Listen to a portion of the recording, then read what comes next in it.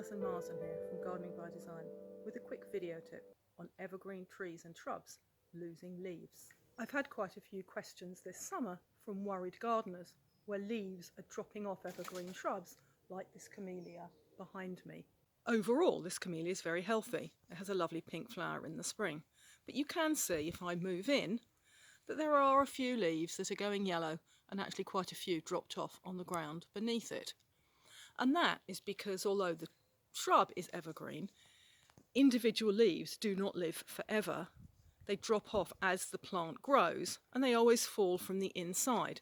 So you can see that the main stems, oh, there's a plant in the way, the main stems, like the trunks of a tree, are bare that once would have had leaves on. So all that's happening here is that at the end of the summer, and it's leaning a little bit dry, so we're seeing this a little bit more, individual older leaves are dying and dropping off. Unlike this fabulous Rosa glauca next to it, where you can see that the leaves are already turning yellow, and we know that the whole plant is going to shed leaves in one go to sit it out through the winter. So the other time that evergreens sometimes drop is in the spring, when growth resumes and new leaves form. So as long as, like this, overall, there's plenty of glossy green growth, there's nothing to be worried about.